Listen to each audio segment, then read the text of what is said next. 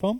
देखिए बच्चे, जो आज हम टॉपिक शुरू करने जा रहे हैं, आज की जो हमारी क्लास रहेगी इसमें हम पढ़ेंगे परसेंटेज के बारे में। बिल्कुल बेसिक से बच्चे लेके चलना, और बहुत ही ज़्यादा इंपॉर्टेंट टॉपिक है बच्चे ये अपना परसेंटेज, प्रतिशत।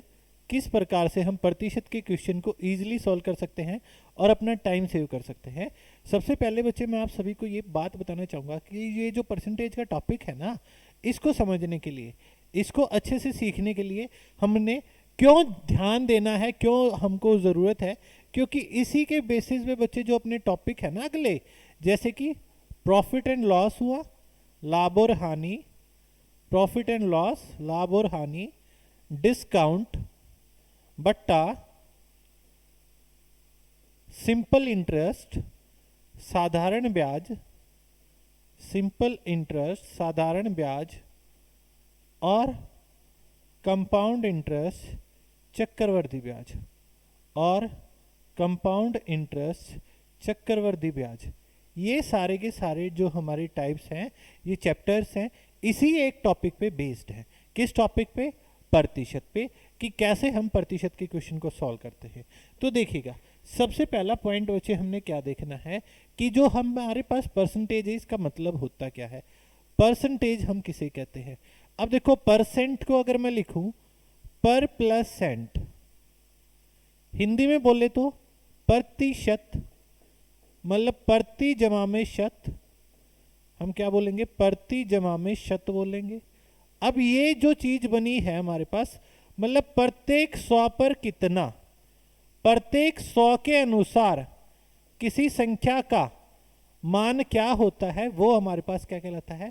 प्रतिशत कहलाता है। इसकी जरूरत क्यों पड़ी, क्यों हमको इसको अच्छे से सीखना पड़ेगा, क्या जरूरत रही, क्या रिक्वायरमेंट पड़ी, कि ये आया क्यों, क्यों इसकी जरूरत पड़ी। देखो, आपको एक बेसिक सी बात लेके चलते हैं बच्चे, जो बचपन में हमारे साथ होता था उसी सिचुएशन को हम रिलेट करते हैं। जो बचपन में हमारे साथ होता आया, हम क्या करते थे, अगर किसी स्टूडेंट ने तो स्कोर किया है, या यू स्कोर, मैं आपसे पूछूं कि आपने जो स्कोर किया है, you score 450 marks in an exam of 600 marks, 600 अंकों की एक परीक्षा में आपने 450 अंक प्राप्त किए हैं। 600 अंकों की एक परीक्षा में आपने 450 अंक प्राप्त किए, तो आपसे पूछा गया find percentage of marks you get, find percentage of marks you get. तो जितने अंक आपने प्राप्त किए हैं वो बताना है, वो कितने प्रतिशत होगा, वो कितने प्रतिशत होगा। तो देखो बच्चे, हमने परसेंट का मतलब हमने क्या पढ़ा कि 100 में से कितना, प्रतिशत का मतलब बच्चे हमने क्या पढ़ा कि 100 में से कितना, 100 में से कितना जो है वो हम प्रतिशत कहने लग रहे। तो देखिए, 600 में से प्राप्त अंक, 600 में से हमने स्कोर कितना किया है? 450 का। तो अगर मैं एक नंबर में से पूछूंगा तो एक में से कितने आए? 450 भाग में 600, हमको बताना कितने में से है? 100 में से है, तो मल्टीप्लाई में 100 कर देंगे, 450 भाग में 600, गुना में हमारे पास क्या हो जाएगा? 100 हो जाएगा। अब 2 जीरो से 2 जीरो कैंसिल आउट हुई, 6 से ये 75 पे, तो हमारे पास आंसर क्या आ गया बच्चे? 75% हमारे पास रिक्वायर्ड आंसर हो गया। कितना आंसर बन गया बच्चे? 75% हमारा रिक्वायर्ड आंसर हो गया। क्या आंसर हो गया? 75% हमारे पास रिक्वायर्ड आंसर हो गया। तो यहाँ पे मैं क्या बताना चाह रहा था कि जब भी आपको ये बताना है कि कितने प्रतिशत होगा, जब भी आपको ये बताना कितने प्रतिशत होगा, तो आप गुना में 100 करोगे, और जब आपको प्रतिशत का निशान हटाना होता है तो भाग में 100 करेंगे। जैसे कि आपसे किसी ने ये पूछा कि फाइंड 60% ऑफ 45, 45 का 60% ज्ञात करें। तो 60 इंटू में 45 डिवाइड बाई 100। अब ये कितने पे कैंसिल आउट हो गया? 20 से ये 3 पे, ये 5 पे, और 5 से बच्चे ये 9 पे, और 9 गुना में 3 हमारे पास 27 रिक्वायर्ड आंसर हो गया। बिल्कुल बेसिक से बताने लग रहा हूँ, बिल्कुल बेसिक से हर एक टर्म बच्चे मैं आपको बताने लग रहा हूँ। क्लियर है यहाँ तक? अब देखिएगा, कुछ वैल्यूज हैं जो आपको याद होनी चाहिए बच्चे, कुछ वैल्यूज हैं जो आपको याद होनी चाहिए। जैसे कि अगर मैं ये टेबल लिखवाना चाहूँगा, जैसे सीरीज में बच्चे बोलूँ वैसे ही सीरीज में आपको याद रखनी है। क्या क्या? कि 100% बोला गया है 1/1, 50% जो कहा गया है वो है 1/2, 33 से ही 1/3% जो कहा गया है वो कहा गया है 1/3, 25% जो कहा गया है वो कहा गया है 1/4, 20% जो कहा गया है वो कहा गया है 1/5, 16 से ही 2/3 ये है 1/6, 14 से ही 2/7 ये बनेगा 1/7, 1/7, 12.5 ये 1/8 बनेगा, 11 से ही 1/9 ये हमारा 1/9 बनेगा, 10% ये हमारा 1/10 बनेगा, 9 से ही 1/11% ये हमारा 1/11 बनेगा, 8 से ही 1/3% ये हमारा 1/12 बनेगा। ठीक है, इस प्रकार से ये हमारे केसेस बनेंगे। ये 12 वैल्यूज जो है आपको सीरीज में याद होनी चाहिए। अब ये बात आई कि सर ये तो याद रखने की होगी, अगर कभी हम भूल जाए तो कैसे बनता है। तो बच्चे फ्रैक्शन जो है, जैसे 16 से ही 2/3 है हमारे पास, हमने वैल्यू ली 16 से ही 2/3, तो अब 16 से ही 2/3 को क्या बोलोगे, 16 3 48 और 2 50 भाग में 3 बोलोगे। अब 50/3 क्या बनेगा, 50 भाग में 3 गुना में 100। अब ये 50 से 100 कितने पे कैंसिल आउट हो गया, 2 पे, तो ये वैल्यू क्या बन गई, 1/6 होगी। ये वैल्यू जो इसकी फ्रैक्शन फॉर्म आ गई ये 1/6 बन गई। ठीक है, तो ये होते हैं आपके पास जो कॉमन आपको ये टेबल है, ये आपको सीरीज में याद होनी चाहिए। सीरीज में कहने का मतलब क्या है कि आपको पता होना चाहिए कि 100 के बाद 50 आएगा, फिर 33 से 1/3, फिर 25 20, 16 से 2/3, इस प्रकार से आपके पास ये वैल्यू बनती रहेंगी। बच्चे समझ गए ना बात को, ये पॉइंट क्लियर। अब इससे आगे जब बच्चे हम बढ़ते हैं तो ये पॉइंट हमारे पास क्या बनता है, इससे आगे जब हम बढ़ते हैं तो कुछ वैल्यूज हैं जो और मैं आपको लिखवाना चाहूंगा। जो 4 वैल्यू बोल लूं वो भी आपको ये सीरीज में ही याद होनी चाहिए। जो शुरू में 4 वैल्यूज लिखो बच्चे वो भी आपको इस सीरीज में याद होनी चाहिए कि 66 से ही 2/3 2/3 होता है, 40% 2/5 होता है, 28 से ही 4/7% 2/7 होता है, और 22 से ही 2/9% 2/9 होता है। ये 4 वैल्यू भी आपको सीरीज में याद होनी चाहिए। इनके अलावा कुछ और वैल्यूज है, आप उनको याद रखो, कैसे भी याद रखो वो आपकी मर्जी है। जैसे 15% हो गया 3/20, 30% हो गया 3/10, 37.5% हो गया 3/8। ठीक है, फिर 60% हो गया 3/5, 75% हो गया 3/4। ये कुछ और वैल्यूज हैं जो आपकी यूज होती हैं। 6 से ही 1/4 हो गया 1/16। तो ये आपको वैल्यूज याद होंगी तो बेस्ट रहेगा। ठीक है, याद होंगी तो बच्चे बेस्ट रहेगा, आपके फायदे के लिए बताने लग रहा हूँ, क्योंकि क्वेश्चन को जब आप फ्रैक्शन में करोगे तो और मजा आएगा। फ्रैक्शन से बच्चे चीजें आसान हो जाती है। ठीक है, समझ पाए हो बात। तो क्वेश्चन कैसे पूछे जाते हैं, तो सबसे पहला जो हमारे पास बच्चे क्वेश्चन रहता है वो क्वेश्चन किस प्रकार से बनता है। सबसे पहला हमारे पास क्वेश्चन होते हैं, ये क्वेश्चन किस प्रकार से होते हैं। आपको क्वेश्चन दिया जाता है कि सॉल्व दिस, आपको बोला गया है सॉल्व दिस, हल करें 512.5% ऑफ 24, 24 का 512 से ही 1/2% ज्ञात कीजिएगा। कीजिए बच्चे, सॉल्व कीजिएगा। आपको पहले मैं टाइम देता हूं और फिर उस टाइम से बच्चे कंपेयर कीजिएगा, जैसे मैंने बताया है उस तरीके से कितना टाइम लगने लग रहा है और आपने बच्चे कितना टाइम लगाया है। तो ट्राई कीजिएगा। जब तक बच्चे आप अपना सेल्फ एनालिसिस नहीं करते तब तक बच्चे चीज़ों को सीखने में मज़ा नहीं आएगा। जब आपको खुद का पता होगा ना कि आप स्टैंड कहाँ पर करते हो, आप कितना टाइम लेने लग रहे हो, तभी बच्चे आप आगे उन चीज़ों को और अच्छे से सीखने की कोशिश करोगे, प्रयत्न करोगे और उसमें बच्चे एक दिन सफल भी होगे। तो देखिएगा यहाँ पे अगर मैं बात करता हूँ इस क्वेश्चन में, आपके पास 512 से 1/2% किसका है, 24 का है। तो सबसे पहले हमारे माइंड में आई ये वैल्यू जो बन गई, इसको हम क्या बोलेंगे, 1025 भाग में 2, प्रतिशत का निशान उठाया, भाग में 100 और गुना में 24 हो गया। अब 25 से दिखा, 25 चौके 100, 25 से 25 41 पे, ये 4 पे, 4 दूनी 8 से ये 3 पे, तो ये आंसर कितना बन गया, 123 हमारे पास आंसर हो गया। ये आंसर बन गया बच्चे। अब इजी था, सॉल्व करना आसान था, लेकिन कई बार क्या हो जाती है, गड़बड़ी इसमें हो जाती है कि कैंसिल आउट करने में 25 की टेबल से बात ना बने।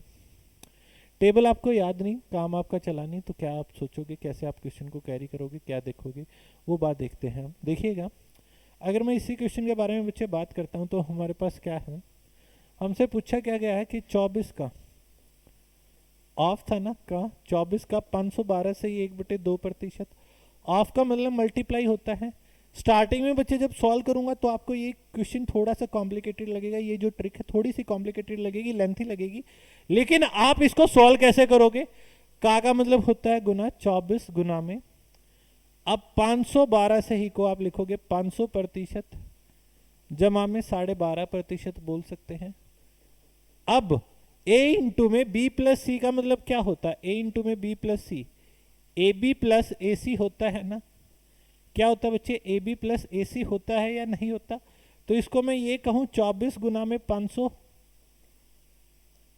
प्लस 24 गुना में 12.5, तो 500% का मतलब क्या है, 24 गुना में 5, क्योंकि भाग में 100 करोगे तो 2 जीरो से 2 जीरो कैंसिल आउट होगी, और 12.5 मतलब क्या है बच्चे, 1/8 है, 8 से ये 3 पे कैंसिल आउट, 24 गुना में 5 120 हो गया, जमा में 3 कितना हो गया, 123 आपके पास रिक्वायर्ड आंसर आ गया। कितना आंसर बन गया भाई, 123 हमारे पास बच्चे इस क्वेश्चन का रिक्वायर्ड आंसर हो गया। समझ में आई है बात, बोलिएगा यस और नो, क्लियर है। ठीक है बच्चे, जहाँ पे भी आप प्रेजेंट है वहाँ से बच्चे आपको समझना है, चीज़ों को बोल के देखना है कि आपके पास बात बनने लग रही। जैसे ही बच्चे आप बोलोगे ना, रिस्पॉन्स दोगे, मेरे साथ इंटरेक्ट करोगे बच्चे, वो एक अलग ही फीलिंग होगी। जब आप उसमें भी जहाँ पर भी बैठे हैं, आप मेरी बातों को मैं आपसे पूछने लग रहा हूँ, भाई आया समझ में, आप बच्चे रिप्लाई देंगे तो आपको भी अच्छा लगेगा, मेरे को तो लगना है ही हुई। ठीक है, और अब तो बच्चे लाइव क्लास भी अपनी शुरू होने जा रही हैं। ठीक है, क्लियर है भी सभी को। बड़े बच्चे नेक्स्ट पॉइंट पे, अब ये तो इतना लेंथी हो गया, अब इसको लेंथी करेगा फायदा क्या हुआ, देखिएगा। अब यहाँ से आपको वर्डिंग समझनी है। वर्डिंग समझने का मतलब मेरे भाई मैं क्या कहने लग रहा हूँ, आपको क्या बोला गया, 24 का 512 से ही 1/2%, तो का मतलब क्या है, गुना है। अब 500, आप बस ये देखो कितने सैकड़े पूरे हुए हैं, क्योंकि 100% कंप्लीट वैल्यू 512 से 1/2 मतलब 500% 5 बार आया है, तो 24 गुना में बच्चे 5 किया, 120 हो गया, और 12.5 मतलब क्या होता है, 1/8 होता है, 8 से ये 3 पे कैंसल आउट हो गया, तो ये 123 हमारे पास रिक्वायर्ड आंसर बन गया। ऐसे बच्चे आपने सॉल्व करना है, जितने सैकड़े पूरे हैं उतने वो कंप्लीट से मल्टीप्लाई किया, और प्लस में बच्चे जो एक्स्ट्रा पार्ट होना वो हमने प्लस में कर दिया, आपको बच्चे रिक्वायर्ड रिजल्ट आपका मिल जाएगा। क्लियर ना। अब बच्चे इससे मैं नेक्स्ट पॉइंट पे चलता हूं। एक और बच्चे मैंने आपसे क्वेश्चन पूछा, क्या क्वेश्चन है, अब ट्राई कीजिएगा जल्दी से जल्दी कि सॉल्व आपको बोला गया 322 and 2/9% ऑफ 27, 27 का 322 सही 2/9% ज्ञात करें। 27 का 322 सही 2/9% आपको फाइंड आउट करना है। ठीक है, तो आपको बताना है क्या आपके पास रिक्वायर्ड आंसर रहेगा। ठीक है, देखिएगा यहाँ पे अगर हम बात करते हैं तो ये बात हमारे पास क्या रहेगी, हम 27 गुना में 3 करेंगे तो ये हमारे पास 81 हो गया, और फिर 27 का 22 से 2/9 को बच्चे हमने क्या बोला था, 2/9 ही बोला था ना फ्रैक्शन में। अब 9 से ये 3 पे कैंसिल आउट, 3 गुना में 2 6 हो गया, तो 81 और 6 हमारे पास कितना बन गया, 87 हमारे पास रिक्वायर्ड आंसर हो गया। कितना आंसर आ गया बच्चे, 87 हमारे पास इस क्वेश्चन का रिक्वायर्ड आंसर हो गया। ठीक है, बता सकते हैं इस टाइप से क्वेश्चन आ जाए तो। क्लियर है सभी को, बोलिएगा क्लियर ना। ठीक है, समझ पाए बच्चे इस क्वेश्चन को, 87 हमारे पास इस क्वेश्चन का आंसर बन गया। एक दो क्वेश्चन और लेके चलते हैं। आपसे क्वेश्चन पूछा गया, फाइंड 237.5% ऑफ 48, 48 का 237 सही 1/2% आपको ज्ञात करना है। 48 का 237 सही 1/2% आपको ज्ञात करना है। तो इसका मतलब क्या है, 48 गुना में 2 करेंगे 96 हो गया, और 37.5 का मतलब भाई क्या है, 37.5 का मतलब 3/8 होता है, 8 से ये कितने पे कैंसिल आउट हो गया, 6 पे, और 6 गुना में 3 18, और इसको जोड़ा तो कितना बन गया 114 हमारे पास रिक्वायर्ड आंसर आ गया। तो 48 का 237 से 1/2% क्या बन गया हमारे पास 114 हो गया। ठीक है, क्लियर है आंसर बच्चे, क्लियर है। तो किस तरीके से कैलकुलेशन करनी है वो आप समझ गए होंगे, कैसे आपको टाइम सेव करना है वही बच्चे आप भली बातें आपको पता चल गया होगा, किस तरीके से आप ऐसे क्वेश्चन में अपना टाइम सेव कर सकते हैं, अच्छे तरीके से आपको पता चल गया।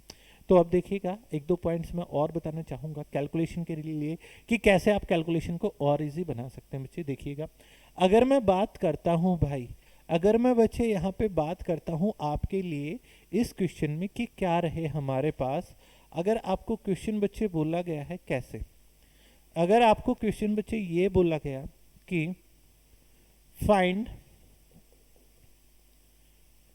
285 एंड 5/7% ऑफ 35, इसको सॉल्व कीजिए। मतलब इन्होंने बोला है कि 35 का 285 से ही 5/7% ज्ञात करें। अब ये तो 200% हम निकाल लेंगे, चलो उसके बाद 50% भी निकाल लेंगे। अब उसके बाद तो क्वेश्चन कॉम्प्लिकेटेड बन गया, उसके बाद तो क्वेश्चन बच्चे हमारा कॉम्प्लिकेटेड बन गया ना। तो जरूरी नहीं हर एक वैल्यू जो है, हर एक सॉल्यूशन हमारा एडिशन के अकॉर्डिंग हो, कुछ क्वेश्चंस हमारे सब्ट्रैक्शन के अकॉर्डिंग भी होंगे। और कैसे होंगे, यहाँ पे आप क्या बोलोगे, ऑफ का मतलब है मल्टीप्लाई, 35 गुना में 285 को आप लिखोगे 300% से कितना कम है, 300% से कितना कम है। अगर मैं 86 तक आऊंगा तो 14% तो कम करना पड़ेगा। अब 7 में से 5 यहाँ पे प्रेजेंट है तो 7 में से 2 हमने घटाया होगा, तो 14 एंड 2/7%। ठीक है, तो मतलब 35 गुना में 3 तो बनना है ही, 35 गुना में 3 होगा 105, और 35 का क्या होगा 7वां हिस्सा, ये कितना आ गया, ये 5 आ गया। और इसको क्या करेंगे बच्चे, घटाएंगे अब की बार, तो कितना आ गया 100 हमारे पास रिक्वायर्ड आंसर आ गया।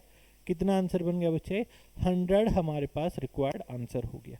क्लियर है, समझ पाए हैं इस क्वेश्चन को अच्छे से, क्लियर ना। ठीक है, तो किस तरीके से इस क्वेश्चन को हमने कैरी करना है वो बात आप भली बात ही आप समझ गए होंगे कि जरूरी नहीं है चीजें एडिशन में ही आए, वो सब्ट्रैक्शन में भी आ सकती है। जैसे किसी ने आपसे क्वेश्चन पूछा कि फाइंड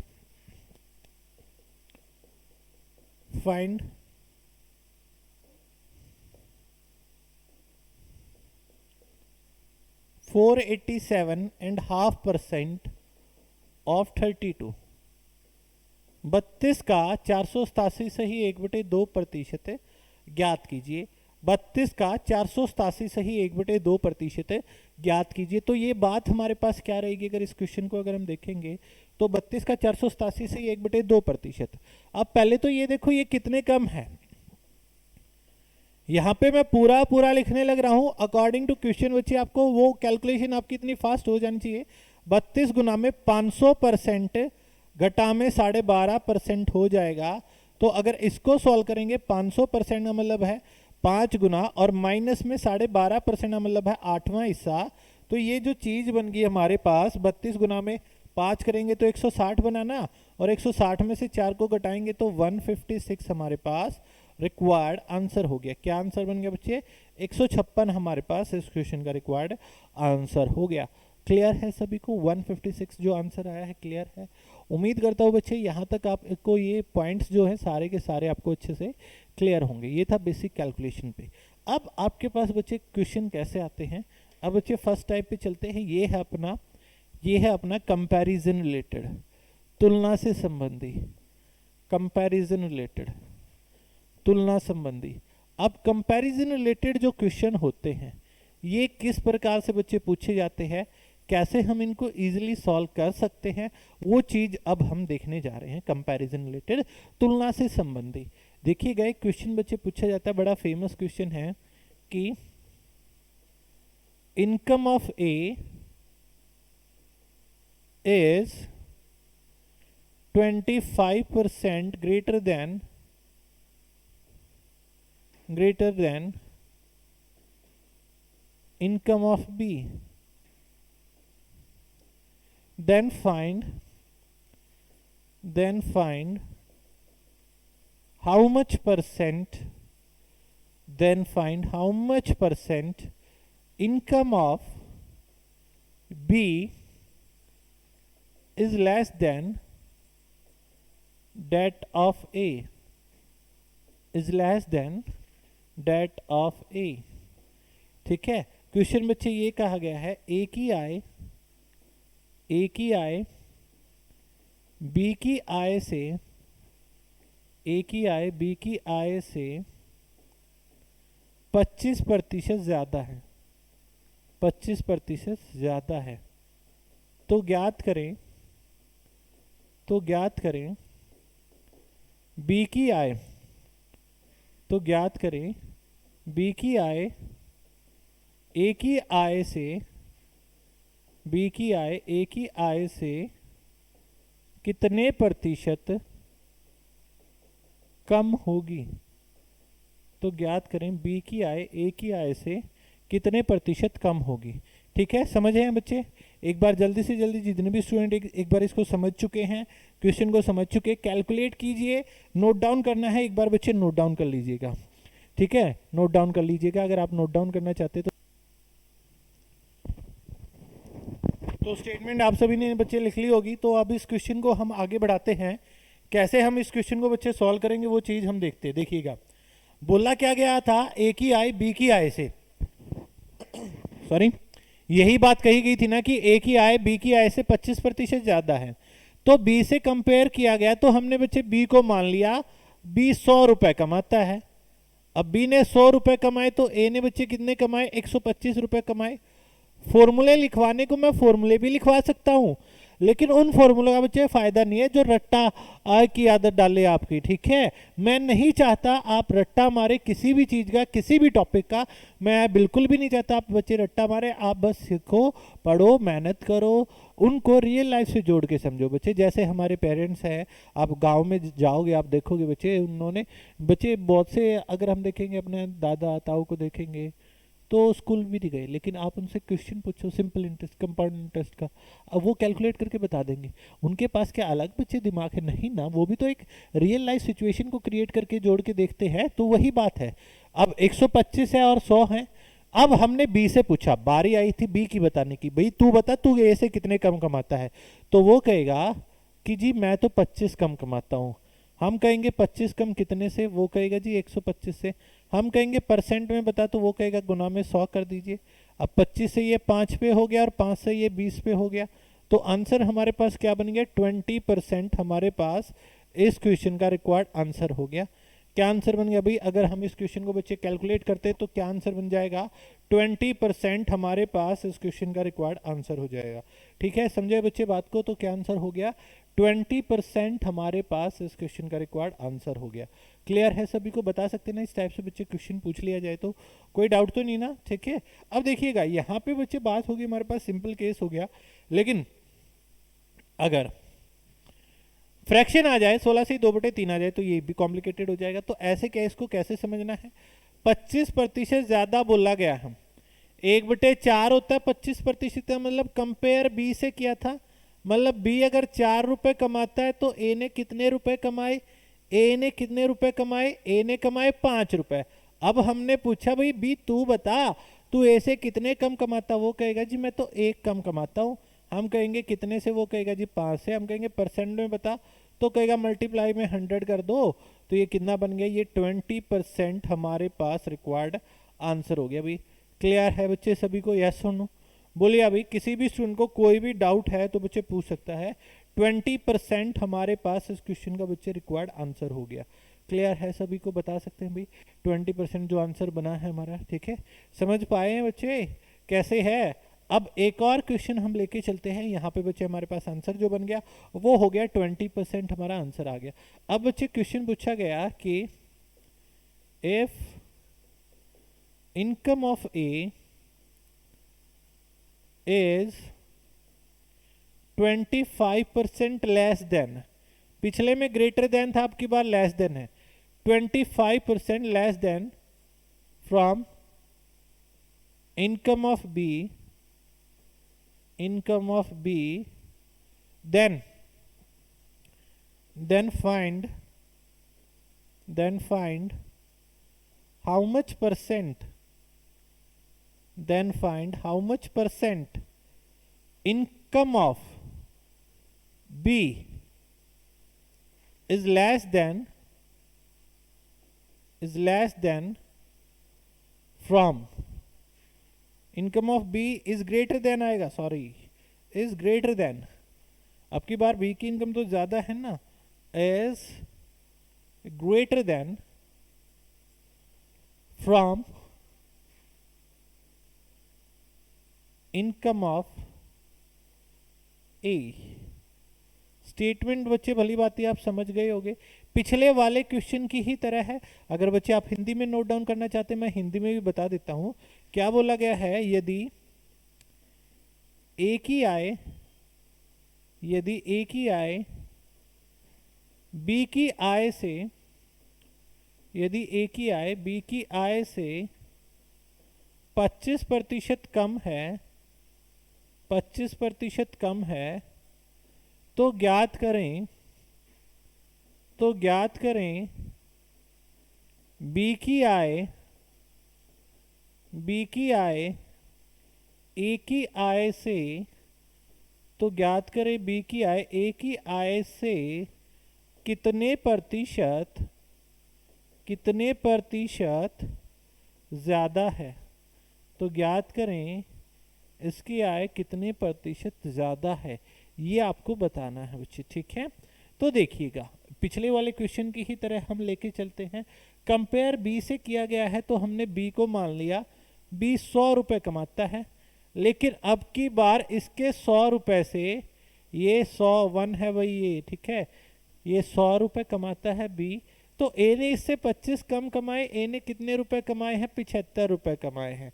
ए ने कितने रुपए कमाए, 75 रुपए। अब हमने बी से पूछा तो ए से कितने रुपए ज्यादा कमाता है, तो बी ए से कितने ज्यादा कमाता है, तो ये कहेगा जी 25 ज्यादा कमाता हूं। हम कहेंगे कितने से, वो कहेगा 75 से। हम कहेंगे परसेंट में बताओ, वो कहेगा गुना में 100 कर दीजिए।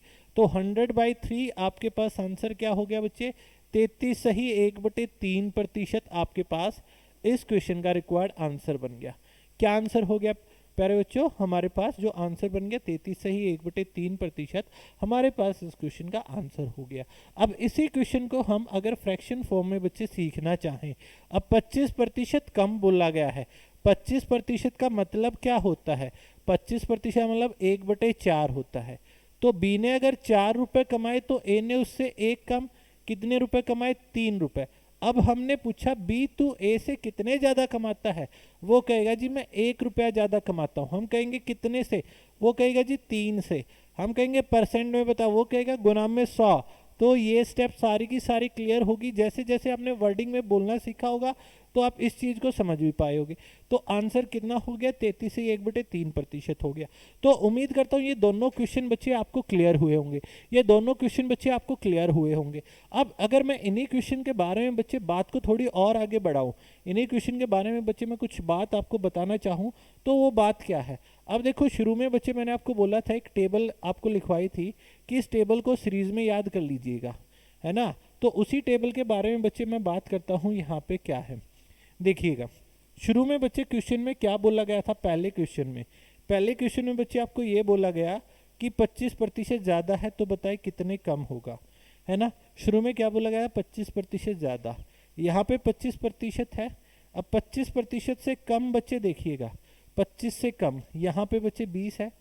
आंसर क्या आया था, 20% ही आया था ना। और इसमें क्या बोला था, 25 कम है, तो कम, तो पूछा ज्यादा कितने होगा, तो 33 ही 1/3, बस सीधे आंसर है। इसलिए बच्चे मैं आप सभी को कहने लग रहा था, एक बार टेबल को याद कर लो, तो आप इन चीजों को भली बात बता सकते हो। अब शुरू में बोला कि 25% कम है, तो हम क्या पहुंच गए, तो हम बच्चे किस पे पहुंच गए, अगर हम गए यहाँ पे, तो वो हमारे पास 25% ज्यादा बोला गया है, तो कम बताना, कम के लिए नीचे आ जाएंगे, और ज्यादा बताना है तो हम ऊपर की ओर बढ़ जाएंगे। अब बच्चे जरूरी नहीं होता ये क्वेश्चन इसी फॉर्म में पूछा जाए, इस क्वेश्चन को और दूसरे तरीकों से भी बच्चे कई प्रकार से बच्चे पूछा जाता है। तो वो हमारे पास क्या क्या है, वो केस और बताता हूं मैं। देखिएगा, एक क्वेश्चन बच्चे पूछा जाता है, if price of sugar is increased by 10%, then then how much percent a family should decrease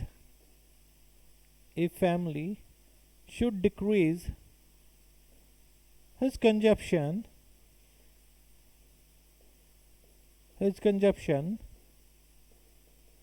so that there is no change in expenditure,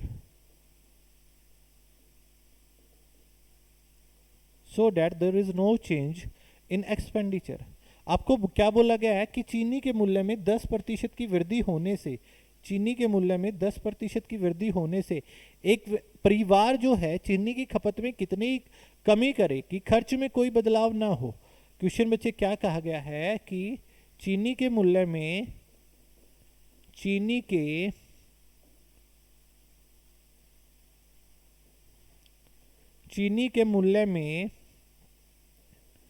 10% की वृद्धि होने से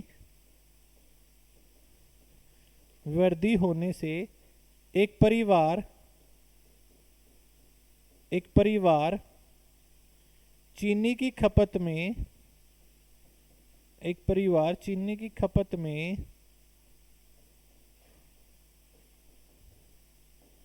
कितने प्रतिशत की कमी करे कि खर्च में कोई बदलाव न हो।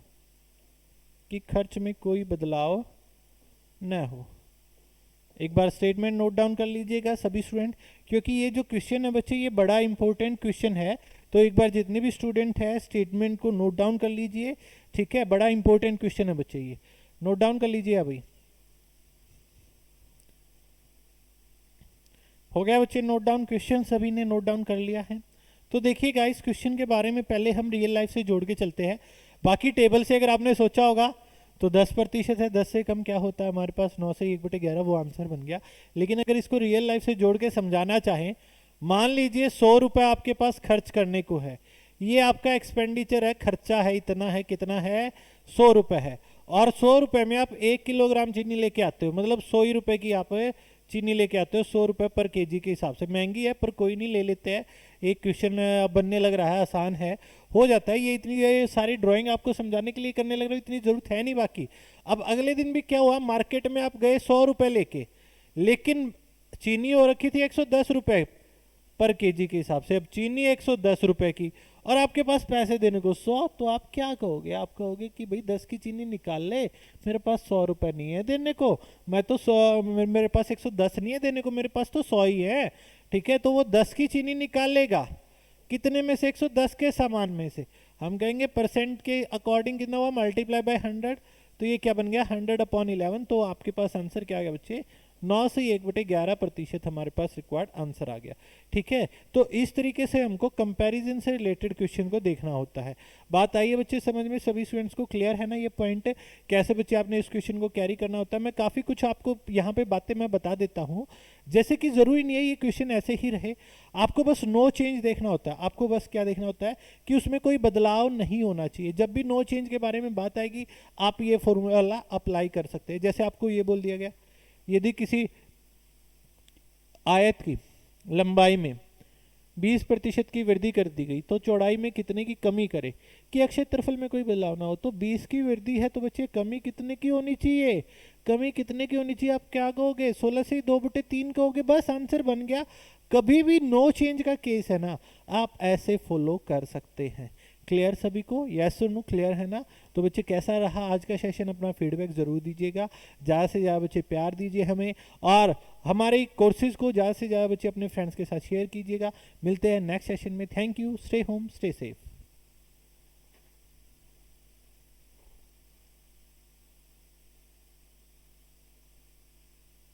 आज हमारी क्लास है प्रतिशत के, नेक्स्ट सेशन को हम कंटिन्यू करते हैं।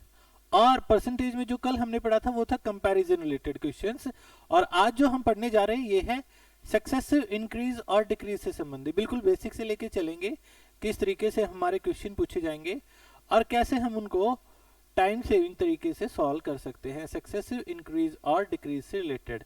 अब क्वेश्चन कैसे पूछा गया बच्चे, एक क्वेश्चन जो है एग्जाम का पूछा गया, बड़ा कॉमन क्वेश्चन है ये बोला गया है कि population of A city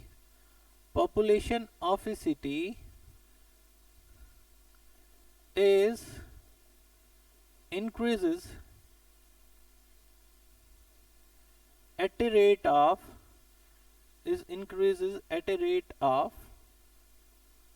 20% per annum, is increase at a rate of 20% per annum. How much percent it increases, how much percent it increases in 2 years, how much percent it increases in 2 years। Question में क्या कहा गया है कि किसी शहर की जनसंख्या है 20% की दर से बढ़ती है, 20% वार्षिक दर से बढ़ती है, तो आपको बताना है 2 वर्ष में शहर की जनसंख्या में कुल कितने प्रतिशत का बदलाव आएगा। तो देखिएगा अगर इस क्वेश्चन को हम कैरी करके चलेंगे तो पहला तो है जब परसेंट के बारे में बात ही होने लग रही है तो हम वैल्यू सिंपल लेके चलते हैं और सबसे सिंपल वैल्यू परसेंट में क्या होती है 100। हमने मान ली शहर की जनसंख्या कितनी है 100 है। अब पहले साल क्या हुई 20% बढ़ गई। अब 100 का 20% निकालेंगे तो कितना आएगा 20 आएगा ना। अब 20 बढ़ के ये कितनी होगी 20 बढ़ के ये कितनी होगी 120 होगी। अब अगले साल जब ये बढ़ेगी तो ये 120 का 20% बढ़ेगी। अब 120 का 20% देखा जाएगा तो 24 है ना, 20% ऑफ 120 तो कितना हो गया 20 गुना में 120 भाग में 100 किया तो ये कितना आ गया 24। तो पॉपुलेशन कितनी होगी 2 साल के एंड में 144 होगी, 2 साल के एंड के बाद कितनी होगी 144। तो कितने की वृद्धि हुई है, पहले 100 थी बाद में 144 होगी, तो कितने का इंक्रीज हुआ बच्चे हमारे पास ये 44 का इंक्रीज हुआ ना, कितने पर हुआ है 100 पर। तो आंसर कितना हो गया 44% हमारे पास इस क्वेश्चन का रिक्वायर्ड आंसर आ गया। कितना आंसर बन गया 44%। अब देखिए यहाँ पे ये वैल्यू हमारे पास सिंपल थी, हमको बस क्या बता रखा था कि जनसंख्या 20% की दर से बढ़ रही है, 100 मान लिया। अब 100 के अकॉर्डिंग हमने सॉल्व कर दिया, इजी है। अगर हम इस क्वेश्चन को अगर हम यहाँ पे अगर देखें तो 2 वर्ष के लिए आप सीधी इफेक्टिव रेट भी निकाल सकते हैं। इफेक्टिव रेट कहने का मतलब यहाँ पे क्या है, ये आपके पास आइडेंटिटी होती है कि x plus y plus x into y divide by 100। ठीक है, ये इफेक्टिव रेट आ जाती है जितने का चेंज हुआ है। x क्या है यहाँ पे जो पहले साल बदलाव हुआ है, y क्या है जो दूसरे साल हमारे पास बदलाव हुआ है। तो 20 प्लस 20 और 20 और 20 की प्रोडक्ट कितना हो गया 400 डिवाइड बाई 100। तो ये कितना बन गया, अगर इसको हम ऐड करेंगे तो 40 प्लस 4 तो ये कितना आ गया 44% हमारे पास रिक्वायर्ड आंसर हो गया। कितना आंसर बन गया 44% हमारे पास इस क्वेश्चन का रिक्वायर्ड आंसर हो गया। ये सीधी इफेक्टिव रेट आ गई। अब ये दोनों के क्वेश्चन जो है हमारे ये कब तक आसान है, ये दोनों क्वेश्चन हमारे इसीलिए इजी हैं जब हम किन वैल्यूज के बारे में स्टडी करते हैं, जब हमारे पास सिंपल वैल्यूज होती है जैसे 10 15 20 ऐसे कोई वैल्यू होगी। अगर ये फ्रैक्शन में आ जाता तो इस क्वेश्चन को आप कैसे करोगे, मान लीजिए यहाँ पे मैं कह देता 16 and 2/3%, तो ये क्वेश्चन कॉम्प्लिकेटेड हो जाता। तो देखो आप कैसे सोल्व करोगे, आपको बोला क्या गया है 20% इंक्रीज है, 20% को फ्रैक्शन फॉर्म में कल भी मैंने बताया था कितना बन जाएगा 1/5 बन गया है ना। तो हम क्या कहेंगे 5 पे 1 का बदलाव 5 से 6 हो गया, 5 से 6 हो गया, इधर इसकी गुना की इधर इसकी, तो 25 से कितनी होगी 36 होगी। तो कितने का बदलाव हुआ है 11 का बदलाव हुआ है, कितने पर हुआ है 25 पर। परसेंट में बताएंगे गुना में 100 कर देंगे, तो ये आपके पास क्या आ गया 44% हमारे पास रिक्वायर्ड आंसर आ गया। चाहे हमारे पास फ्रैक्शन में वैल्यू हो चाहे हमारे पास सिंपल वैल्यू हो, ये चीज हमेशा अप्लाई होगी। अगर 3 साल दे रखे होते हम 3 बार लिख के मल्टीप्लाई कर देते, 3 साल बोल रखा होता, मान लीजिए यहाँ पे आपको बोला गया है, अगर मैं इसी क्वेश्चन के बारे में बात करता हूँ, अगर हम लेके चले इसी क्वेश्चन में हमको बोल दिया गया ये 3 साल के लिए होता, तो 20% का मतलब 1/5 है, तो 5 से 6 5 से 6 5 से 6 तो ये 125 से कितना हो गया 216 हो गया। तो कितने का इंक्रीज हुआ है? 91 का इंक्रीज हुआ है। कितने पर हुआ है बच्चे? 125 पर। और जब भी आंसर परसेंट में बताना होता है तो क्या करेंगे? मल्टीप्लाई बाय 100 कर दिया जाएगा। तो गुना में 100 किया, 25 से ये 4 पे, ये 5 पे, ये कितना हो गया? 364 डिवाइड बाय 5, जिसको अगर आप डिवाइड करोगे तो ये कितना आ गया? 72.8% हमारे पास रिक्वायर्ड आंसर आ गया। अगर 3 साल के लिए इस दर से बढ़ता तो कितने का बदलाव आता? हमारे पास 72.8% का आपके पास बदलाव हो जाता। ठीक है, यही बात आपको समझनी है, चाहे कमी हो चाहे वृद्धि हो, आप इस तरीके से जा सकते हैं क्वेश्चन पे। ठीक है, अब ये सिंपल सा क्वेश्चन हो गया। अब एक और क्वेश्चन आप ट्राई कीजिएगा, वैल्यूज लिख देता हूं मैं, आप ट्राई कीजिएगा। क्वेश्चन में क्या कहा गया है? जो पहले साल आपको बोला गया है 25% इंक्रीज कहा गया, और सेकेंड ईयर आपको बोला गया है 16 × 2/3% का इंक्रीज बोला गया है। ठीक है, तो आपको बताना कि टोटल चेंज कितना आया है पॉपुलेशन में। टोटल चेंज आपको बताना है, कुल कितने प्रतिशत का बदलाव आया है। ठीक है, टोटल चेंज बताना है, वो भी परसेंट में बताना है। अब आपके पास, अब देखिएगा यहाँ पे अगर हम वैल्यू लेके चले 25%, कितना बनेगा? 25% को लिखेंगे 25/100। वैसे इसकी फ्रैक्शन फॉर्म मैंने कल भी बताई थी, कितना बन गया? 1/4 हो गया। और 16 से 2/3 को फ्रैक्शन में लिखेंगे बच्चे तो ये बनेगा 1/6। ये हमारे पास बनेगा 1/6। अब 4 पे 1 का इंक्रीज हुआ है तो 4 से 5 हो गया। और यहां पे फिर दूसरे साल 6 पर 1 का इंक्रीज हुआ है तो 6 से 7 हो गया। गुना कर दीजिए, ये बन गया 24 और ये बन गया 35। तो कितने का इंक्रीज हुआ है हमारे पास? 24 से पॉपुलेशन 35 हो गई, तो 11 का चेंज आया है। कितने पे आया है? 24 पे आया है। परसेंट में बताना है, गुना में 100 हो जाएगा। कैंसिल आउट कर दें, 4 से ये 25 पे, ये 6 पे। अब 25 गुना में 11 कितना हो गया? 275 और भाग में 6। अगर आप इसको डिवाइड करोगे तो ये कितना आ गया?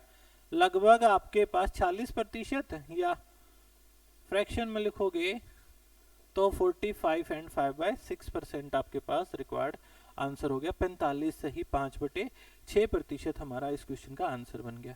ठीक है, तो इस तरीके से आप इस क्वेश्चन को कर सकते हैं सॉल्व। अब देखिएगा, अब आप ये सोचे क्या सर ये आपके पास इंक्रीज के लिए ही होगा? अगर डिक्रीज भी होगा तब भी आप इस क्वेश्चन को ऐसे मेथड से आप फॉलो कर सकते हैं। इसी मेथड के अकॉर्डिंग आप फॉलो कर सकते हैं। कैसे? देखिएगा, डिक्रीज पे जो क्वेश्चन आता है वहां पे स्टेटमेंट थोड़ी सी चेंज हो जाती है। कैसे बोला जाता है? आप इसको रियल लाइफ से ही जोड़ के देखो। क्वेश्चन जितने भी होते हैं ना, ये रियल लाइफ से ही रिलेट करके आते हैं। आप एक बात सोच के देखिएगा, अगर आप कोई मोबाइल फोन खरीद लाए, कुछ दिनों के बाद उसका रेट डाउन हो जाएगा, और आप कुछ दिन यूज कर लोगे फिर रेट डाउन हो जाएगा। मतलब कोई भी मशीन आप खरीदते हो तो उसका price day by day use के बाद क्या हो जाता है? रेट कम होने लग जाता है। तो उसी पे आपके क्वेश्चन पूछा गया कि आपको बोला गया price of A machine is decreased at a rate of 20% per annum. Then find how much percent it decreased in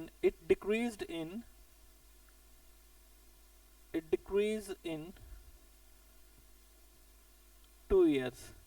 तो बताएं 2 वर्ष में मशीन के मूल्य में कुल कितने प्रतिशत की कमी आई है?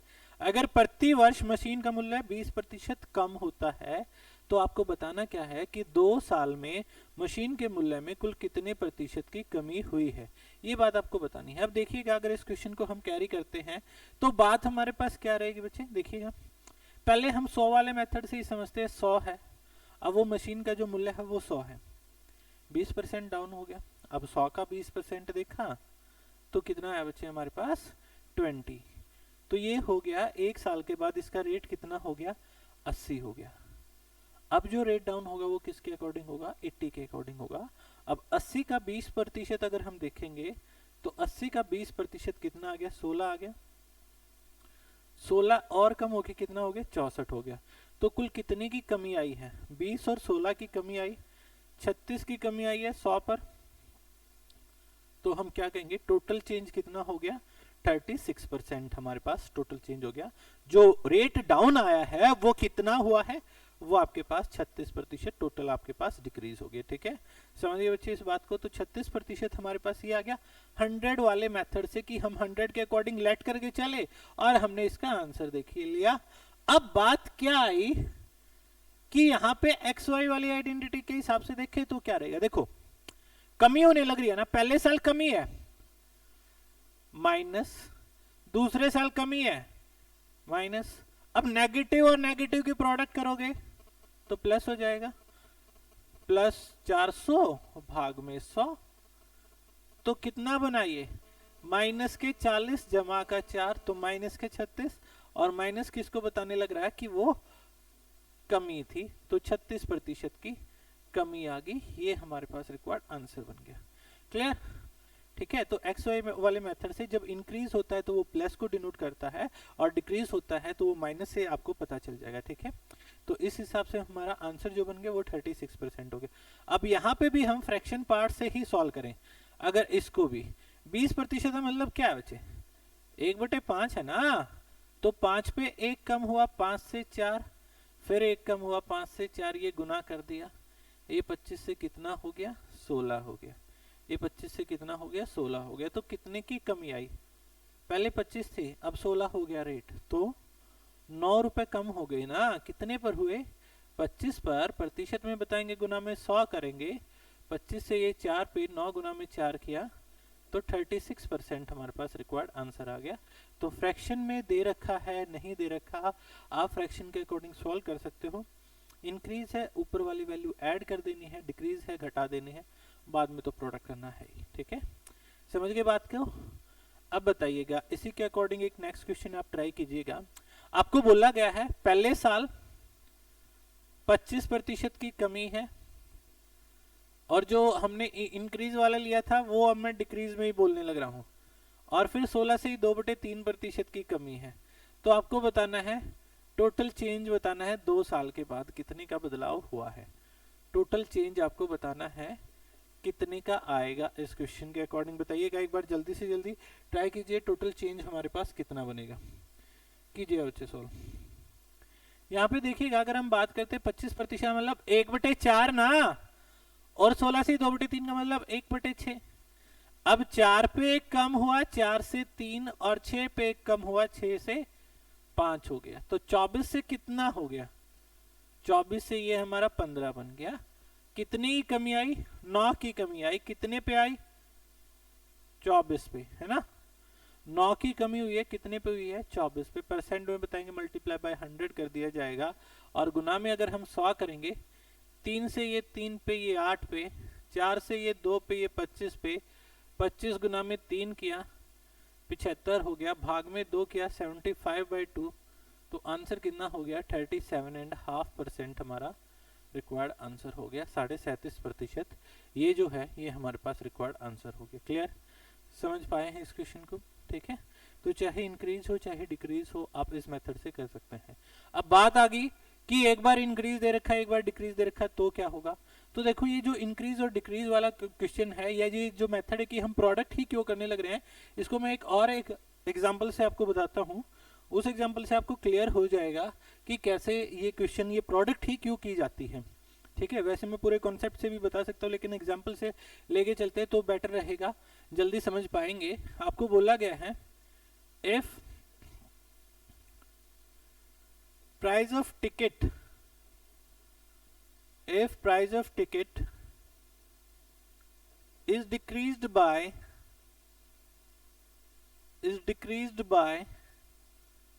20%, then number of audience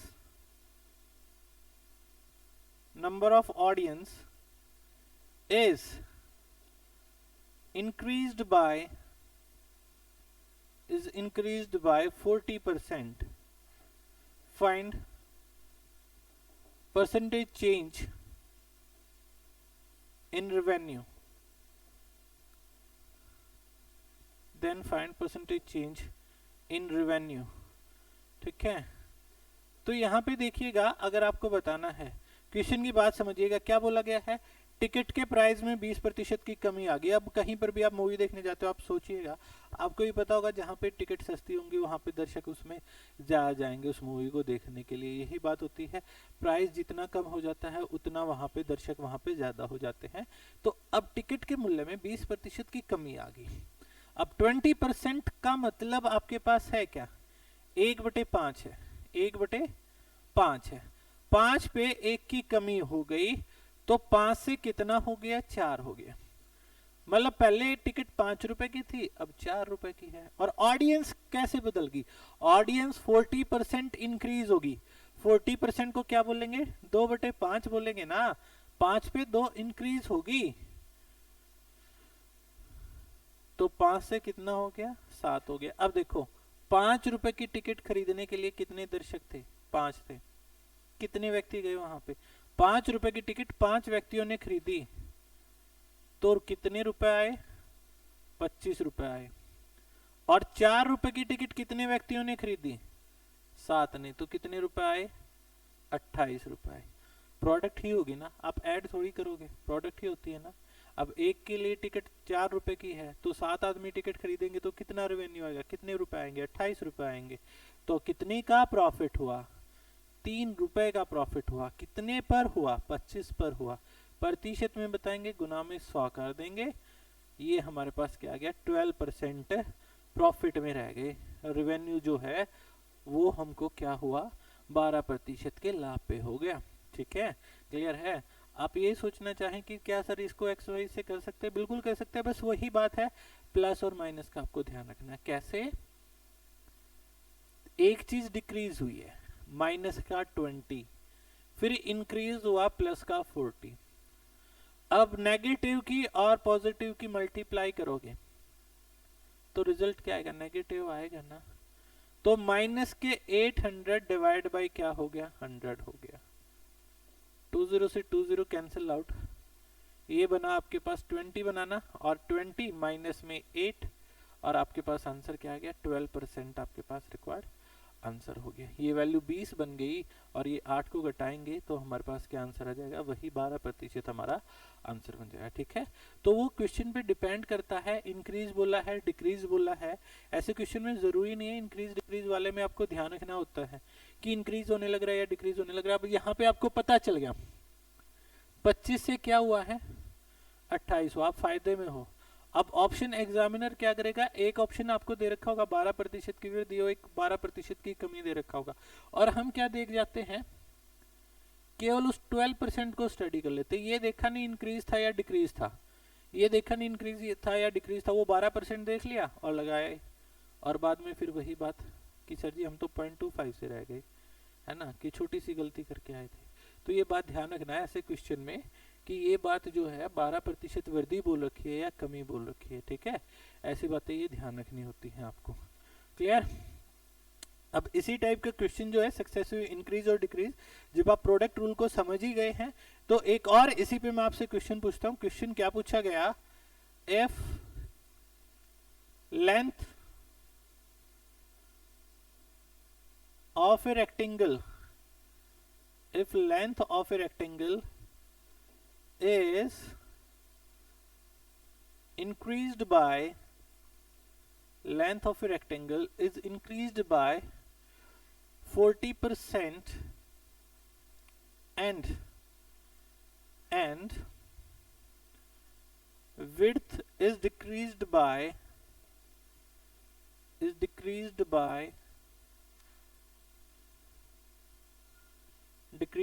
37.5%, then find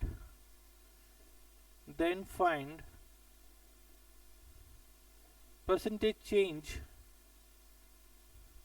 in area of rectangle। आपको बोला गया है किसी आयत की लंबाई में किसी आयत की लंबाई में 40% की वृद्धि कर दी गई और चौड़ाई में हमको क्या बोला गया, 37.5% की कमी कर दी गई है। तो आपको बताना है कि आयत के क्षेत्रफल में कितने प्रतिशत का बदलाव आएगा। तो देखिएगा कैसे सॉल्व करेंगे। 40% इंक्रीज होने का मतलब हमारे पास क्या हुआ, 40% इंक्रीज होना हमको क्या कहेगा, 5 से 7 हो गया, यही बात रही ना। 5 से कितना हो गया, 7 हो गया, ठीक है, ये वैल्यू बन गई। और 37.5 को क्या बोलेंगे, 3/8 बोलेंगे। इसको क्या बोलेंगे हम, 3/8 बोलते हैं फ्रैक्शन में भाई, ठीक है। तो 8 पे 3 की कमी हुई, तो 8 पे 3 की कमी हुई, तो 8 से 5 हो गया। तो बता दीजिए कितने का चेंज आया।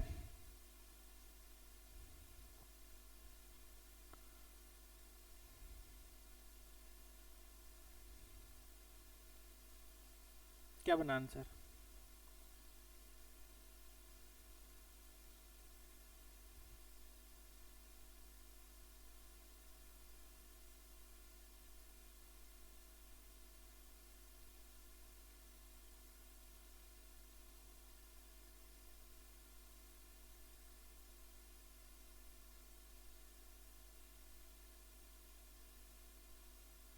अब यहाँ पे देखिए, ये 5 से कितना हुआ है, ये 5 से 7 हुआ है, और ये 8 से 5 हो गया है ना। अब देखो, अब एरिया क्या होता है, अगर एरिया देखेंगे, लेंथ इंटू में विड्थ होगा, लंबाई गुना में चौड़ाई।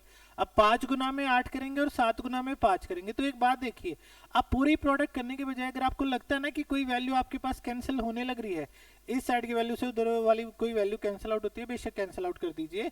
आप इसको लिखोगे 8 से 7 हो गया, तो कमी हो गई, एक की कमी हुई है, कितने पे हुई है, 8 पे। प्रतिशत में बताएंगे गुना में 100, 4 से ये 25 पे, ये 2 पे, 25/2 कितना हो गया हमारे पास, 25/2 जो बनेगा ये हमारे पास कितना हो गया, 12.5% हमारे पास रिक्वायर्ड आंसर आ गया। कितना आंसर बन गया, 12.5% हमारा आंसर हो गया, ठीक है। तो इस तरीके से आपको देखना होता है इस क्वेश्चन को, क्योंकि एरिया है, एरिया हमेशा स्क्वायर यूनिट में होता है, तो स्क्वायर मल्टीप्लाई करेंगे जब, तभी तो आएगा ना। और वैसे भी हमको पता है कि लेंथ इंटू में विड्थ करने पे लंबाई गुना में चौड़ाई करेंगे तभी हमारे पास बनेगा। तो ये जो बनना था ये 5 से 7 हुआ और ये 8 से 5 बना, तो इधर गुना होनी थी 40 और ये 35 बनेगा। लेकिन मैंने देखा दोनों तरफ, एक तरफ इधर भी 5 है और दूसरी साइड भी 5 है, तो मैंने उस 5 को हटा ही दिया। बस मैंने क्या किया, 8 से 7 बोल दिया उसको, उसको मैंने क्या बोल दिया, 8 से 7 बोल दिया, ठीक है। तो ये कितने का हो गया, एक की कमी हुई है, 8 पे, प्रतिशत में बताएंगे गुना में 100 हो जाएगा। क्लियर, समझिए बात को। एक और बताइएगा इस पे ही, आपको लेंथ बोली गई है, लेंथ जो है 25% इंक्रीज कर दी गई, लेंथ जो है 25% इंक्रीज कर दी गई, और जो विड्थ है वो 20% डिक्रीज कर दी गई, वो 20% डिक्रीज कर दी गई। तो आपको बताना है परसेंटेज चेंज इन एरिया, क्षेत्रफल में कितने प्रतिशत का बदलाव आया है, बता दीजिएगा एक बार। क्या आपके पास आंसर बनेगा, कीजिए। कोई चेंज नहीं, ठीक है, कोई भी चेंज नहीं होगा, जितना पहले था उतना ही बाद में बना है। क्यों, 25% को बोलोगे 4 से 5 हो गया, और इसको बोलोगे 5 से 4 हो गया। ये तो बराबर रहा एरिया, पहले भी 20 और अब भी 20, तो अब बराबर ही रहा ना, और बराबर रहा तो हम क्या कहेंगे, नो चेंज, नो चेंज, कोई बदलाव नहीं हुआ, उसमें कोई भी बदलाव नहीं हुआ है एरिया में, ठीक है। क्लियर है। अब इसी पे जब एरिया के बारे में बात चलने लग रही है तो एक क्वेश्चन बनता है वॉल्यूम पे। वॉल्यूम होता है क्यूबिक यूनिट, वॉल्यूम होता है अपना क्यूबिक यूनिट में, ठीक है। तो उसके लिए 3 बार लिख के मल्टीप्लाई करना होता है। वॉल्यूम पे क्वेश्चन आपसे कैसे पूछा जाता है, क्वेश्चन आपसे पूछा गया कि इफ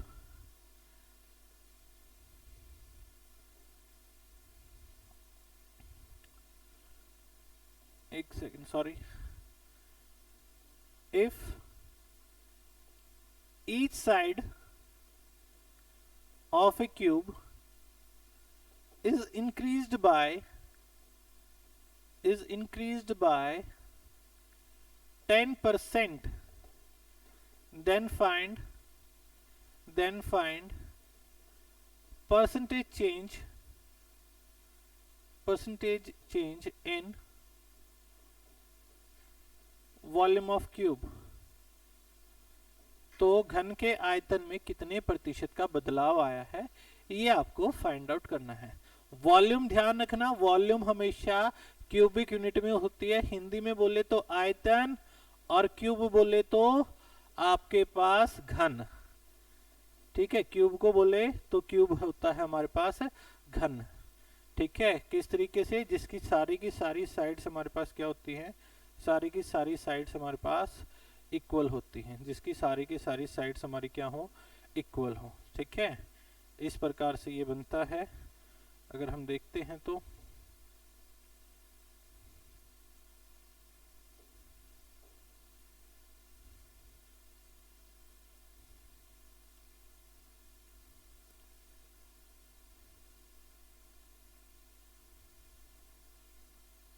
और वॉल्यूम क्या होती है इसकी, ए क्यूब होती है। वॉल्यूम हमारे पास क्या बनती है, ए क्यूब होती है। भुजा की पावर 3 ए क्यूब, मतलब 3 बार लिख के 3 बार बदलाव हुआ है तो 10% का मतलब कितना हो जाएगा,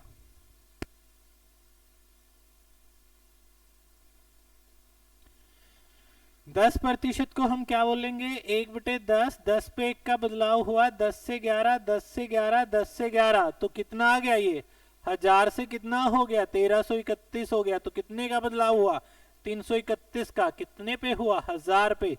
परसेंट में बताएंगे, मल्टीप्लाई बाय 100, 20 से 20, तो ये 331 भाग में 10, तो कितना आ गया, 33.1% हमारे पास इस क्वेश्चन का रिक्वायर्ड आंसर हो गया।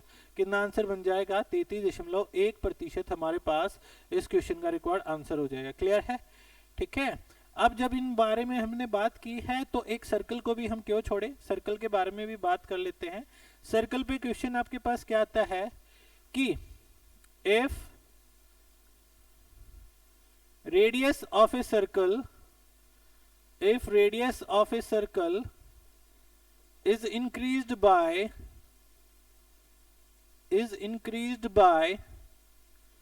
15%, then find फर्स्ट क्वेश्चन आपसे पूछा जाता है percentage change in circumference of circle. Width की परिधि में कितने प्रतिशत का बदलाव आया है। और second, percentage change in area of circle, width के अक्षेत्रफल में कितने प्रतिशत का बदलाव आया है। अब देखो सरकमफ्रेंस के बारे में हम पढ़ेंगे तो सरकमफ्रेंस होती है बच्चे 2πr।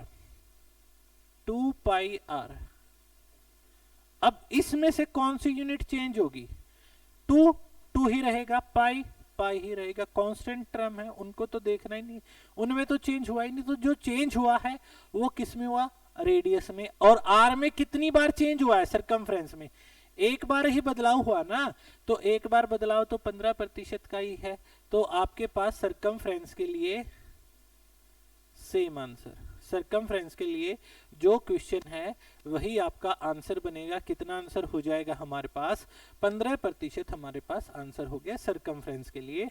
और जब एरिया के बारे में बात आई, जब बात हुई अक्षेत्रफल के बारे में, एरिया हमारे पास होता है πr²। अब पाई हमारा कांस्टेंट है, कांस्टेंट तो दोनों जगह पे आएगा, उसमें तो चेंज होना ही नहीं। तो रेडियस में चेंज होना है 2 टाइम्स। तो 15% को क्या बोलेंगे हम, 3/20 बोलेंगे। 20 पे 3 का इंक्रीज, 20 से 23, 20 से 23, तो कितना हो गया आपके पास, 400 से 529 हो गया। ठीक है, तो 129 का इंक्रीज हुआ है, 400 पर परसेंट में बताएंगे मल्टीप्लाई बाय 100, तो ये कितना आ गया, 32.25% हमारे पास रिक्वायर्ड आंसर हो गया। ठीक है, एरिया में है r² है, r में 2 टाइम्स चेंज है, तो हमारे पास आंसर क्या बन गया, यहाँ पे इस क्वेश्चन का आंसर 32.25 हो गया। क्लियर है? तो सक्सेसिव इंक्रीज और डिक्रीज के अकॉर्डिंग हमने कई सारे क्वेश्चन देखे कि किस तरीके से मेंसुरेशन में ये क्वेश्चन हमारे यूज हो सकते हैं। तो इन क्वेश्चंस को ट्राई कीजिए भाई, ठीक है, जितने भी ये टाइप करवाए हैं इन क्वेश्चंस को ट्राई कीजिएगा। नेक्स्ट सेशन में आपसे मुलाकात होगी। Thank you, stay home stay safe.